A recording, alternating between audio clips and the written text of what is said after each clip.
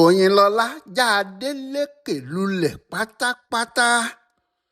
Èyí nìdí abájọ. Ha ha ó ga o ó ga o. Ọ̀rọ̀ tí ọ̀pọ̀lọpọ̀ èèyàn tí wọ́n gbọ́ ohun tó ṣẹlẹ̀ nílùú Òṣogbo lánàá ọjọ́ àìkú Sunday ọjọ́ 9 oṣù kẹjọ ọdún 2026 yìí ń sọ nìyẹn. Torí púpọ̀ nínú wọn kò mọ orin téèyàn ń kọ sí gbẹ̀du àfi èrò ìyàwó àwòrán. Gómìnà ìpínlẹ̀ Ọ̀ṣun tẹ́lẹ̀ ọmọọba Ọlagunsoye Oyinlọla mú Fàtáì Akínbádé tó jẹ́ akọ̀wé ìjọba ẹ̀ tígbà tí òun ń ṣe gómìnà àti Tajudeen Ọládìpọ̀ igbákejì alága PDP fún ilẹ̀ Yorùbá nígbà kan àti àwọn míì gbogbo wọn sì pé sí gbọ̀ngàn ńlá WACDIF nílùú Òṣogbo. Níbẹ̀ ni wọ́n ti sọ pé àwọn kò bá gómìnà Ademọla Adeleke lọ mọ́ o, pé Bọ́lá Oyèbánjí tínú APC làwọn ń bá lọ. Ọ̀rọ̀ náà ya ọ̀pọ̀lọpọ̀ èèyàn lẹ́nu púpọ̀, pàápàá nítorí pé Oyinlọla fúnra ẹ̀ ló ka ọ̀rọ̀ àwọn tó kó lọ yìí jáde. Ṣé òun náà sì ni olórí ẹgbẹ́ PDP ẹ̀ka tiwọn? Òun náà ló sì kó àwọn ọmọlẹ́yìn ẹ̀ lọ sẹ́yìn à ń bọ̀ tínú APC. Ohun tí àwọn tí wọ́n ń kọ háàháà yìí ń wí ni pé bí ìbò bá ti ń bọ̀ báyìí tàbí tí ọ̀rọ̀ àwọn ẹgbẹ́ òṣèlú bá ń lọ tí wọ́n ń tahùn síra wọn, àwọn aráàlú tí wọ́n máa ń sáré tẹ̀lé àwọn olóṣèlú wọ̀nyí wọn ò mọ nǹkan kan o. Ìyẹn àwọn tí wọn yóò máa jà, tí wọn yóò máa búyà bú bàbá ara wọn, tí wọn a sì máa bá àwọn olóṣèlú wọ̀nyí pààyàn tàbí kí wọ́n máa bá wọn bà nǹkan àwọn míì jẹ́. Àánú wọn ló máa ń ṣe àwọn èèyàn míì jù o, nítorí ìwà ìgbọ́n pátágbà ni ìwà òmùgọ̀ ayé òun ọ̀run láti gbọ́kànlé olóṣèlú kan ní Nàìjíríà yìí, tàbí láti máa torí ẹnìkan bà tẹlòmíì jẹ́. Torí kò sí nínú àwọn olóṣèlú Nàìjíríà tí wọ́n fẹ́ràn mẹ̀kúnnù. Ìmọ̀tara ẹni nìkan, ohun tí àwọn tàbí àwọn ẹbí wọn yóò jẹ tàbí bí wọn yóò ṣe jẹ́ èèyàn tí wọn yóò sá máa pariwo orúkọ tiwọn kiri nìkan ni wọ́n ń torí ẹ̀ kiri o. Ohun tí wọ́n sì ń sọ ni pé ọ̀rọ̀ Oyinlọla yìí ya àwọn lẹ́nu gan-an ni. Ohun tí àwọn tí wọ́n ń sọ̀rọ̀ bàbá náà ń wí ni pé láàárín ọdún kan ṣoṣo péré Oyinlọla sọ̀rọ̀ bíi 4, ọ̀kọ̀ọ̀kan kò sì bá ara wọn mu níbẹ̀. Ẹ̀tàn pátá, dídani ríboríbo, ìmọ̀tara ẹni nìkan tààrà ló sì jẹ́ fún gbogbo àwọn tí wọ́n ń tẹ̀lé.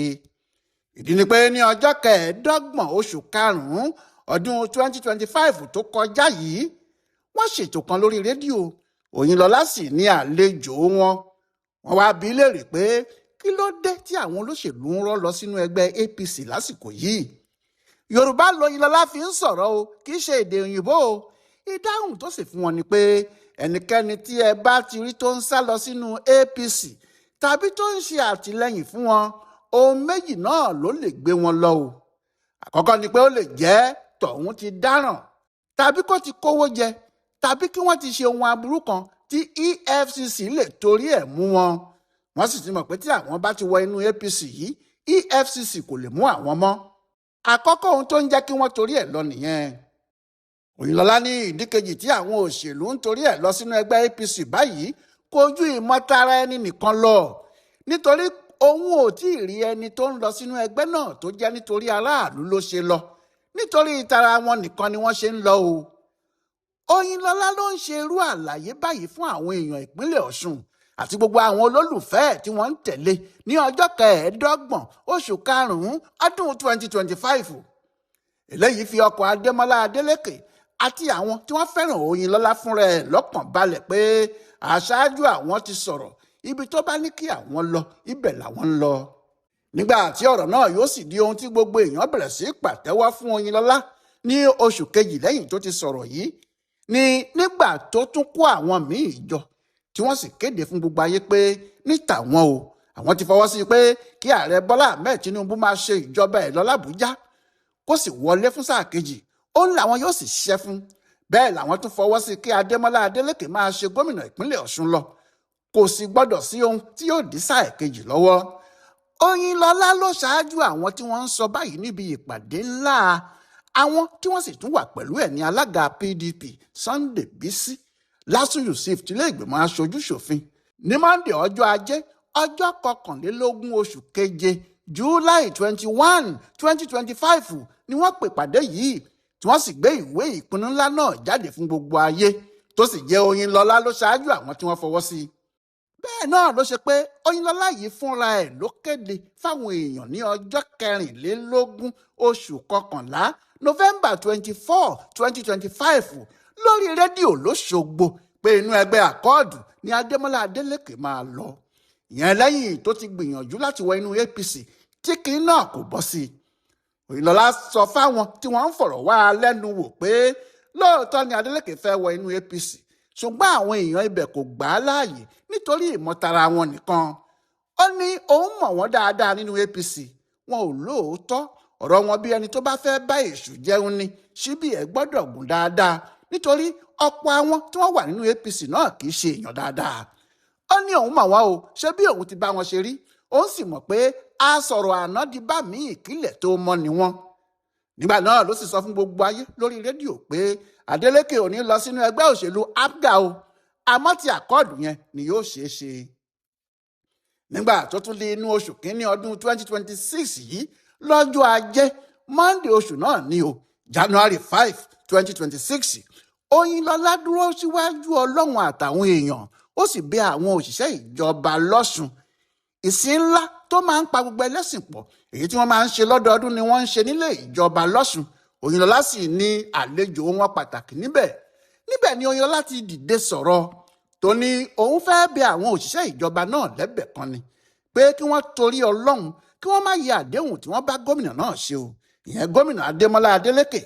Ṣé kó tó di ìgbà náà ni ẹgbẹ́ àwọn òṣìṣẹ́ ìjọba ibẹ̀ ti gbé ìwé jáde tí wọ́n ní àwọn kò ní ẹni méjì tí àwọn ó tẹ̀lé o tàbí tí àwọn yóò dìbò fún lásìkò ìbò gómìnà tó ń bọ̀ ju Ademọla Adeleke lọ. Òun tí Oyinlọla ń torí ẹ̀ bẹ̀ àwọn ará Ọ̀ṣun, àwọn òṣìṣẹ́ wọn nìyẹn o. Bàbá ọmọ ọdún 75 75 years náà ni ìlọsíwájú wà lọ́ṣun. Ẹ̀bẹ̀ tí òun sì fẹ́ bẹ̀ náà ni kí àwọn òṣìṣẹ́ náà má jẹ́ kí ìlọsíwájú àti ìdàgbàsókè tó ń lọ lọ́wọ́lọ́wọ́ náà dáwọ́ dúró, kí wọ́n jẹ́ kó máa lọ bẹ́ẹ̀. Ohun kan náà tó sì fi lè máa lọ bẹ́ẹ̀ náà ni kí wọ́n dìbò fún Adeleke kó ṣe sáà kejì ẹ̀ ni. Oyinlọla sọ báyìí pé ẹ wò ó, ẹ má jẹ́ kí wọ́n tún dá wa padà sínú òkun, ẹ má jẹ́ kí wọ́n dá wa padà sínú òkun ayé. Ìdàgbàsókè tí ìpínlẹ̀ Ọ̀ṣun rí lábẹ́ ìjọba Adeleke yìí kò gbọ́dọ̀ dáwọ́ dúró o. Ẹ̀yin òṣìṣẹ́, ẹ mú ìlérí yín ṣẹ o. Mo ń sọ báyìí nítorí nígbà tí èmi náà ń ṣe gómìnà ìpínlẹ̀ yìí, àwọn òṣìṣẹ́ bá èmi náà ṣe àdéhùn o. Bẹ́ẹ̀ ni Oyinlọla ń sọ lọ́jọ́ ajé Monday ọjọ́ 5 oṣù kínní ọdún yìí gan-an. Nídìí èyí àti pẹ̀lú gbogbo ohun tí Oyinlọla ń sọ káàkiri nípa APC àti nípa Adeleke, gbogbo èèyàn ti rò pé òun ni igi lẹ́yìn ọgbà fún gómìnà náà ni, tí àwọn kan sì ń pè é ní gómìnà bàbá gómìnà láti fi hàn pé alátìlẹyìn Adeleke ni. Ohun tó sì jẹ́ kí ọ̀rọ̀ pé Oyinlọla kúrò lẹ́yìn Adeleke ó bọ́ sí ẹ̀yìn à ń bọ̀ di ìyanu fún gbogbo ayé rèé, tí ọ̀pọ̀ sì ń sọ pé ìwà ọ̀dàlẹ̀ tí àwọn ò rí irú ẹ̀ rí láyé ni. Nítorí ọ̀sẹ̀ ìdìbò gan-an ni Oyinlọla já ẹni tó gbára lé náà kulẹ̀. Ṣùgbọ́n àwọn èèyàn ti ń kìlọ̀ fún Adeleke fúnra ẹ̀ tipẹ́ o. Wọ́n ti ń sọ fún un pé kó má gbára lé Oyinlọla, pé kì í ṣe ẹnìkan tí sọ̀rọ̀ tí dúró tì nídìí òṣèlú. Tó bá ti rí ibi tí ilẹ̀ tẹ́jú yóò yẹ àwọn tó bá bá ládéhùn gbálẹ̀ ni o. Àwọn yìí ni ẹni tó bá mọ̀ tán Oyinlọla yóò mọ̀ pé kì í dúró lórí àdéhùn tó bá ṣe, pàápàá nídìí ọ̀rọ̀ òṣèlú yìí o. Bẹ́ẹ̀ làwọn yìí ń sọ fún Adeleke. Nígbà tí ọ̀rọ̀ sì rí bó ṣe wá rí yìí, ohun tí wọ́n ń wí ni pé ṣé bí àwọn sọ fún un. Ohun tí wọ́n sì ṣe ń sọ bẹ́ẹ̀ ni pé ọjọ́ náà ló dàbí àná yìí o, ní ọjọ́ 5 oṣù kẹjọ 2014 nílùú Òṣogbo, níbi ìpolongo ńlá tí Ràúfù Arẹ́gbẹ́ṣọlá ṣe ní ìlú náà láti du ipò gómìnà fún sáà kejì ni. Lọ́jọ́ náà ni Oyinlọla pa òwe tó di gbajúmọ̀ nínú àwọn òwe ẹ̀ ní gbangba tó ní nígbà tí jẹ́nẹ́rà bá gbé ìlú dání tó ń lu gángan, sájẹ́ǹtì tó bá wà níbẹ̀ yóò jó àjódákú ni. Kí ló fàdí òwe yìí? Nígbà tí Oyinlọla wo ọ̀tún tó rí Isiaka Adeleke gómìnà Ọ̀ṣun ní 1992 sí 1993, tó rí Bísí Àkàndé gómìnà Ọ̀ṣun ní 1999 sí 2003, tó rí ara ẹ̀ tí òun náà ṣe gómìnà láti 2003 di 2010, tó rí Ràúfù tó ń ṣe gómìnà lọ́wọ́, Oyinlọla ní bí a bá ti mú ṣàkọ̀tún tí a mú ṣàkòsì ìṣàkúṣà ló tún kù ńlẹ̀ o. Ohun tí ọ̀rọ̀ ọdún 2014 ṣe ya àwọn èèyàn lẹ́nu ni pé kò sí ẹni tí yóò rò ó láyé yìí pé Oyinlọla yóò lọ síbi yòówù tí Ràúfù Arẹ́gbẹ́ṣọlá bá wà, nítorí ìjà burúkú tí wọ́n jọ bẹ̀rẹ̀ láti 2007 tí ètò ìdìbò ọdún náà wáyé. Ọdún 2010 ní ilé ẹjọ́ kòtẹ́milọ́rùn tó yanjú ẹ̀ fún wọn, tí wọ́n já ìjọba náà gbà kúrò lọ́wọ́ Oyinlọla tí wọ́n sì gbé e fún Arẹ́gbẹ́ṣọlá lọ́jọ́ 16 oṣù kọkànlá 2010. Kò sí ohun tó mú ọ̀rọ̀ òṣèlú ìgbà náà le bí iye àwọn èèyàn tí ẹ̀mí wọn bọ́ sí, iye àwọn tí wọ́n bà láyé jẹ́ àti ìpàyàpòrò tí wọ́n kó bá gbogbo èèyàn ní ìpínlẹ̀ Ọ̀ṣun láti ibi ìjà Oyinlọla pẹ̀lú Arẹ́gbẹ́ yìí. Lẹ́yìn tí Arẹ́gbẹ́ lé Oyinlọla lọ, àwọn ẹgbẹ́ òṣèlú ẹ̀ fi ṣe akọ̀wé gbogbogbò fún ẹgbẹ́ PDP nínú oṣù kẹta ọdún 2012. Àmọ́ láti 2013 ní ìjà burúkú ti dé nínú ẹgbẹ́ ọ̀hún, wọ́n sì ja ìjà náà wọ 2014 ni. Lẹ́nu èmi lakọ̀wé ìwọ kọ́ lakọ̀wé ni wọ́n sì wà títí di inú oṣù kẹjọ 2014 tí Oyinlọla bá àwọn Arẹ́gbẹ́ lọ. Gbogbo èèyàn sì ti rò pé yóò jókòó jẹ́ sínú ẹgbẹ́ náà ni, àfi bó tún ṣe di ọjọ́ 9 oṣù karùn-ún 2018 tí Oyinlọla tún jápa. Ó bẹ́ jáde nínú ẹgbẹ́ òṣèlú APC tó ní ẹgbẹ́ àwọn amúnisìn ni wọ́n, ẹgbẹ́ ráúráú tí kò ní nǹkan dáadáa kan fáwọn aráàlú. Pẹ̀lú gbogbo àwọn ọ̀rọ̀ oríṣiríṣi tí Oyinlọla ti wá sọ jáde nípa APC, ohun tó wá fẹ́ sọ fáwọn èèyàn ẹ̀ tó ti kó wọ inú ẹgbẹ́ PDP, àwọn tó ti kó lọ sẹ́yìn Adeleke àti àwọn aráàlú tí wọ́n ń wò ó bí aṣáájú rere ní kò tí ì yé ẹnìkan o. Ọ̀rọ̀ náà ya gbogbo wọn lẹ́nu kọjá àfẹnusọ ni. Lóòótọ́ àwọn ẹgbẹ́ àkọọ̀dù ti ní ṣíṣe àtìlẹ́yìn fún àǹbọ̀ kò jẹ́ kinní kan fáwọn, nítorí Oyinlọla tí wọ́n ń wò yẹn kò lérò lẹ́yìn mọ́, omi ti gbẹ lẹ́yìn ẹja fún un. Àmọ́ ọ̀rọ̀ wọn kò yàtọ̀ sí ti baálẹ̀ tó fẹ́ ìyàwó kan táwọn alágbe máa ń kì ní atẹ́rẹ́ kan rí ọ̀pẹ́lẹ́ńgẹ́, nítorí kò lára àmọ́ arẹwà obìnrin ni, ó ga dáadáa ó sì mọ́ lára. Nígbà tí ìyàwó kọ baálẹ̀ sílẹ̀ lójijì tí wọ́n ló bá mẹkáníìkì lọ, ní baálẹ̀ yí ohun padà pé ta ni ń fẹ́ igi wọ́n gan eegun lẹ́yìn ọ̀gà, ta ni ń fẹ́ bìnrin tí kò sí ibi téèyàn lè bù lára ẹ̀. Òun ti fẹ́ kọ̀ sílẹ̀ jàre tẹ́lẹ̀tẹ́lẹ̀, ṣé bí nígbà tí ọ̀kẹ́rẹ́ gorí ìrókò tí ojú ọdẹ dá ni. Ṣùgbọ́n àwọn tí wọ́n wá já Oyinlọla gbà kúrò lẹ́yìn Adeleke mọ ohun tí àwọn fẹ́ fi ṣe o, níbi tí àwọn ará Ọ̀ṣun fúnra wọn sì ti gbọ́dọ̀ joyè ojúlalá kan fi ń ṣọ́rí nìyẹn.